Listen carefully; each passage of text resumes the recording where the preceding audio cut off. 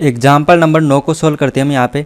तो example number 9 के अंदर आप देख सकते हो ये जो हमारा क्वेश्चन है, इस क्वेश्चन को आप कई विधियों से सोल्व कर सकते हो, लेकिन हम यहाँ पे यथातथ अवकल समीकरण से सोल्व करना चाहते हैं तो हम उसके रूप में लिखेंगे इसको। तो वो होता है M D X plus N D Y equal to 0। ये इसका मानक रूप होता है, तो हम इस रूप में लिखेंगे। लेकिन यहाँ पे आप देख सकते हो यहाँ पे dx और dy दोनों अलग अलग है, लेकिन यहाँ पे dx dy अपॉन dx लिखा हुआ है। तो सबसे पहले हम इस रूप में बदलेंगे इसको। तो मैं इसको इस रूप में लिख देता हूँ यहाँ पे।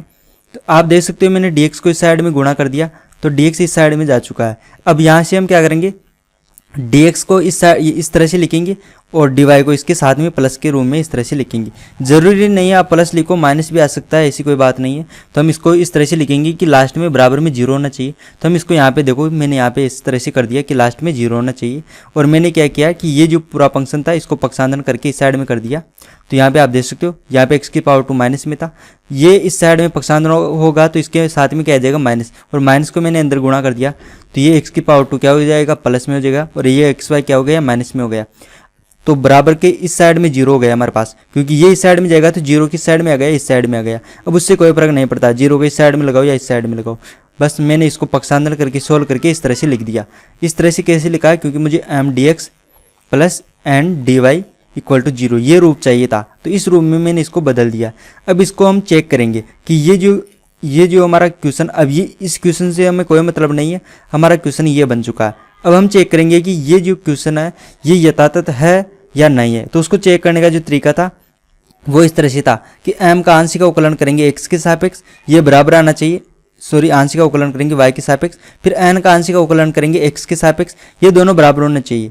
यदि ये बराबर है तो ये यथातथ होगा, अगर बराबर नहीं है तो हम बराबर बनाएंगे। तो यहाँ पे आप देख सकते हो हमने इसकी तुलना की M dash X plus N dash Y. यहाँ पे देखो मैंने डैश लगा दिया, उससे कोई फर्क नहीं पड़ता है, क्योंकि मैं आगे जाकर एम को यूज में लेने वाला हूँ, एम और एन। तो यहाँ पे मैंने डैश में यूज में ले लिया, उससे कोई फर्क नहीं पड़ता, आप एम और एन भी रख सकते हो। तो यहाँ पे इसकी हम तुलना करेंगे इसके साथ में, तो हमें इस तरह से मिलेगा एम डैश का मान यहाँ पे मिलेगा ये कैसे मिला, क्योंकि एज यहाँ पे देखो dx के साथ में जो भी गुणा में होगा वो एम डैश का मान होगा, तो एम डैश का मान हमें मिला y की पावर 2। इसी तरह से एक डैश का मान हमें मिलेगा, सॉरी एन डैश का मान हमें मिलेगा x की पावर 2 माइनस एक्स वाई।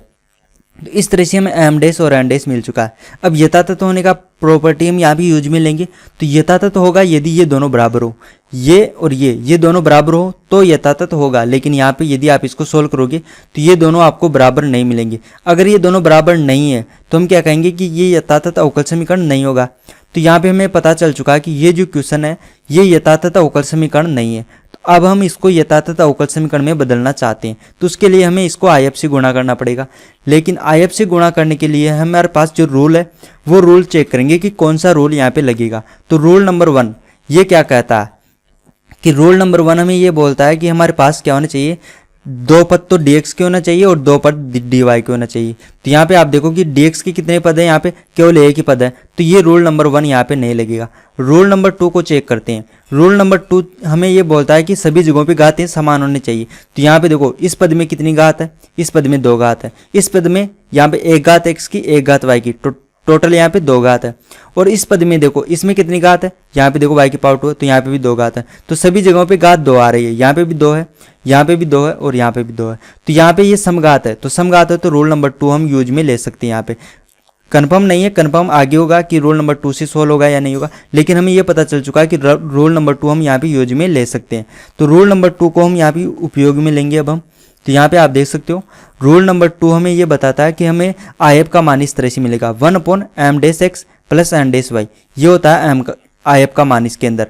तो इसके अंदर हम क्या करेंगे, m डैश को x से गुणा करेंगे, n डैश को y से गुणा करेंगे। तो यहाँ पे देखो इसको आप x से गुणा करोगे तो क्या हो जाएगा y की पावर 2 x।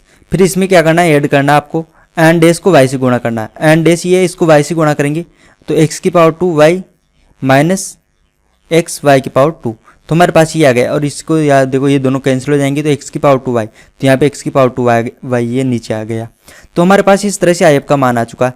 अब ये जो आयफ का मान हमें यहाँ पर मिला इसको हम गुणा करेंगे हमारे क्वेश्चन से, लेकिन क्वेश्चन तो हमारा ये है, तो क्या हम इससे गुणा करेंगे, इससे गुणा नहीं करेंगे, हम किससे गुणा करेंगे, m dx plus n dy, इस रूप के अंदर जो भी होगा उससे गुणा करेंगे। और इस रूप में हमारा क्वेश्चन ये था, क्योंकि ये जो क्वेश्चन था इसको हमने इस रूप में बदल दिया, तो अब हम इससे गुणा करेंगे।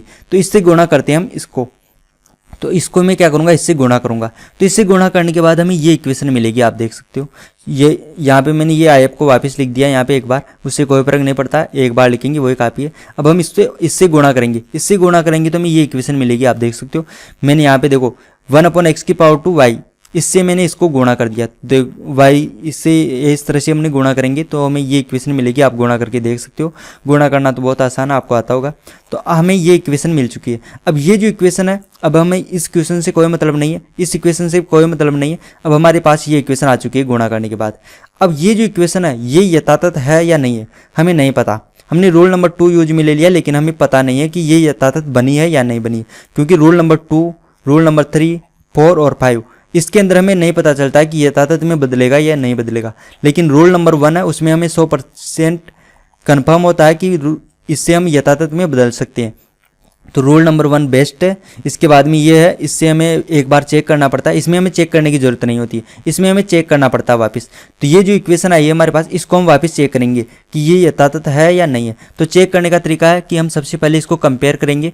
जो हमारा मानक रूप होता है इस तरह से m/dx + n/dy। आप देख सकते हो यहाँ पे भी मैंने इसको यूज में लिया, इसलिए मैंने यहाँ पे डेस लगा दिया, m' n', ताकि ये सेम नहीं हो। तो यहाँ पे हम इससे तुलना करेंगे। तुलना करने के बाद आप देखोगे dx के साथ में जो भी आ रहा है वो m, तो यहाँ पे ये हो जाएगा m। dy के साथ में जो आएगा n, तो यहाँ पे देखो dy के साथ में ये आ रहा है, तो हम इसको बोलेंगे n। तो इस तरह से हमें n और m पता चल चुका है। अब यथातथ की कंडीशन लगाएंगे। तो यथातथ की कंडीशन होती है m का आंशिक अवकलन कर दो y के सापेक्ष, ये बराबर आनी चाहिए, n का आंशिक अवकलन कर दो x के सापेक्ष, तो ये बराबर होना चाहिए। तो आप देखोगे यहाँ पे यदि मैं इसका आंशिक अवकलन करूंगा y के सापेक्ष तो हमें 1/x⁴ मिलेगा। अगर मैं इसका आंशिक अवकलन करूंगा x के साथ में तो हमें मिलेगा 1/x⁴। इसका मतलब यहाँ पे हमें ये समझ में आ रहा है कि ये दोनों बराबर है। अगर ये दोनों बराबर है तो हम कहेंगे कि यथातथ अवकल समीकरण है। इसका मतलब यहाँ ये जो इक्वेशन आई है ये यथातथ अवकल समीकरण है। और यथातथ अवकल समीकरण को तो हमें सोल्व करना आता है, जैसे हमने एग्जाम्पल नंबर 1 में सोल्व किया था, सेम टू सेम वैसे सोल्व करेंगे। हम p ज्ञात करेंगे, फंक्शन ऑफ y ज्ञात करेंगे और इसको c के बराबर में लिख देंगे, तो हमारा आंसर हो जाएगा। तो अब हम ये जो इक्वेशन है इसके लिए हम क्या करेंगे, p ज्ञात करेंगे। तो p ज्ञात करने का फॉर्मूला हम यहाँ पे यूज में लेंगे। तो p ज्ञात करने का फॉर्मूला होता है इस तरह से, हमें m का इंटीग्रेशन करना है x के सापेक्ष, लेकिन आप देख सकते हो m के अंदर तो y भी आ रहा है, तो हम कैसे इंटीग्रेशन करेंगे। तो y को हम क्या करेंगे, कांस्टेंट मान लेंगे, यहाँ पे अचर मान लेंगे। यहाँ पे तो मैंने लिखा नहीं है, लेकिन एग्जाम में यदि आप सोल्व करोगे तो आपको लिखना पड़ेगा कि हमने y को अचर मानते हुए इंटीग्रेशन किया है। तो यहाँ पे आप देख सकते हो m का मान रखेंगे यहाँ से, तो m का मान हमने यहाँ पे रख दिया। अब देखो ये तो कॉन्स्टेंट है y, तो हमें इंटीग्रेशन किसका करना है, 1/x⁴ का। और इसका इंटीग्रेशन तो आसान है, आपको आता होगा। x⁴n का जैसे हम इंटीग्रेशन करते हैं इसी तरह से होगा, x⁴n + 1/n+1। तो यहाँ पे देखो x⁴ माइनस में आ जाएगी ऊपर जाके, तो n का मान यहाँ पे -2 लेना, आप ये -2 लेना n का मान, तो आपको ये आंसर आ जाएगा। तो यहाँ पे आप देख सकते हो यहाँ पे p का मान हमें ये इस तरह से मिलेगा। इसका इंटीग्रेशन किया तो हमें p का मान ये मिल चुका है। अब इसके बाद में हम देखो इसका आंसर इस तरह से लिखते हैं जिसके अंदर हमें फंक्शन ऑफ y की भी जरूरत पड़ती है। तो फंक्शन ऑफ y यहाँ पे हम ज्ञात करेंगे। तो फंक्शन ऑफ y ज्ञात करते हैं यहाँ पे, तो फंक्शन ऑफ y का सूत्र होता है इस तरह से, ये सूत्र हम यहाँ पे यूज में लेंगे। तो यहाँ पे देखो इसका मान हमें यहाँ पे ज्ञात करना है। तो ज्ञात करने के लिए हम क्या करेंगे, n है तो n का मान ये रहा हमारे पास, n में से हम माइनस करेंगे p का आंशिक अवकलन। p का आंशिक अवकलन किसके सापेक्ष, y के सापेक्ष। तो ये p का आंशिक अवकलन हम इसके अंदर से माइनस करेंगे, फिर y के सापेक्ष इसका इंटीग्रेशन करेंगे, तब हम इसका फंक्शन ऑफ y मिलेगा। लेकिन यहाँ पे हम इतना नहीं करेंगे, ये जो मान है ये यहाँ से n माइनस p का आंशिक अवकलन y के सापेक्ष, ये जो मान है ये हम डायरेक्ट प्राप्त करेंगे। उसका लिए क्या तरीका है कि हम n को नोट करेंगे। यहाँ पे जो n है उसके अंदर जहाँ पे भी x है वो वाला पूरा पद हम यहाँ से हटा देंगे। तो यहाँ पे देखो यहाँ पे x लिखा हुआ है, तो ये पूरा पद यहाँ से हम हटा देंगे। तो इसको हटाने के बाद हमें क्या मिलेगा, 1/y। तो यहाँ पे इसका मान क्या हो जाएगा, 1/y। और ये dy ऐसे कैसे इसके साथ में आ जाएगा, इंटीग्रेशन का चिन्ह भी इसके साथ में आ जाएगा। तो ये इस तरह से हो जाएगा 1/y का इंटीग्रेशन। तो मैं यहाँ पे लिख देता हूँ, हमें यहाँ पे मिलेगा 1/y का इंटीग्रेशन। और इसका इंटीग्रेशन तो आपको आता है log y होगा। तो यहाँ पे इसका इंटीग्रेशन हो गया हमारे पास log y।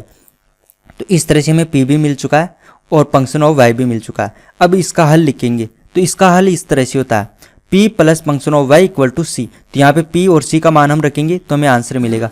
तो यहाँ पे आप देख सकते हो मैंने p का मान तो ये रख दिया -y/x, तो यहाँ पे -y/x। अब function of Y, function of Y का मान यहाँ पे देखो log y है, तो यहाँ पे मैंने log y लिख दिया। और यहाँ पे एक कांस्टेंट आना चाहिए, तो कांस्टेंट के बजाय मैंने log c लिख दिया। यहाँ पे देखो, यहाँ पे कांस्टेंट c है, तो मैंने c के बजाय log c लिख दिया। उससे कोई फर्क नहीं पड़ता, क्योंकि ये भी कांस्टेंट है, ये अपनी इच्छा से हम मानते हैं, तो ये अपनी इच्छा से हम मानते हैं, तो मैंने यहाँ पे log लगा के लिख दिया, क्योंकि यहाँ पे log में है, तो log को सोल्व करना आसान हो जाएगा। और यहाँ पे आप ये भी नोट किए होगा आपने कि यहाँ पे हमने इंटीग्रेशन किया, लेकिन एक कांस्टेंट c यहाँ पे नहीं लगाया। वो क्यों नहीं लगाया? क्योंकि यहाँ पे हमने कांस्टेंट लगा दिया c। यहाँ पे भी हमने एक कांस्टेंट c नहीं लगाया लास्ट में। क्यों नहीं लगाया? क्योंकि हमने लास्ट में आंसर में डायरेक्ट c लगा दिया, इसलिए यहाँ पे नहीं लगाया। तो इस तरह से यहाँ पे, और यहाँ पे आप c मत लगा देना, क्योंकि हम लास्ट में लगा रहे हैं इसलिए।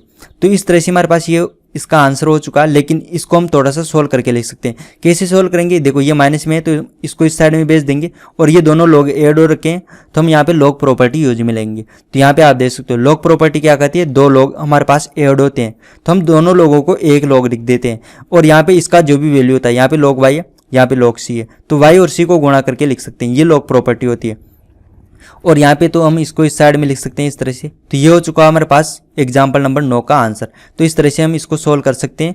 हमें सबसे ज़्यादा इंपॉर्टेंट क्या है कि हमें यथातथ रूप में बदलना है। जैसे ही यथातथ रूप में बदल जाएगा इस तरह से, फिर तो हम उसको सोल्व करने के लिए p ज्ञात करेंगे, फंक्शन ऑफ y ज्ञात करेंगे, और उसको c के बराबर। c क्या होता है? कांस्टेंट होता है, तो हम अपनी इच्छा से मानते हैं। log की ज़रूरत पड़ी तो हमने यहाँ पे log में मान लिया, और त्रिकोणमिति की जरूरत पड़ जाए तो आप त्रिकोणमिति में भी मान सकते हो, e की पावर में मान सकते हो, आपकी इच्छा है, कैसे भी मान सकते हो। कुछ नहीं तो आप c भी रख सकते हो, उससे भी सोल्व हो जाता है, कोई फर्क नहीं पड़ता है। तो इस तरह से हमारे पास एग्जाम्पल नंबर 9 सोल्व हो चुका है। अगर आपको हमारे वीडियो से हेल्प हो रही है तो हमारे यूट्यूब चैनल को सब्सक्राइब कीजिए, और आपको फिजिक्स, केमिस्ट्री, मैथ, बायो या किसी भी कॉम्पिटिटिव एग्जाम के PDF नोट्स चाहिए तो आप हमारा ऐप डाउनलोड कर सकते हो। ऐप हमारा क्यूरियोसिटी फाउंडेशन नाम से प्ले स्टोर पे मिल जाएगा, या हमारे चैनल पे कितने जो भी वीडियो है उसकी डिस्क्रिप्शन बॉक्स में जाइए, वहाँ पे आपको हमारे ऐप का लिंक मिल जाएगा, वहाँ से भी आप डाउनलोड कर सकते हो। तो आप हमारे ऐप को डाउनलोड कीजिए, हमारे यूट्यूब चैनल को सब्सक्राइब कीजिए, और वीडियो को शेयर कीजिए अपने फ्रेंड्स के साथ।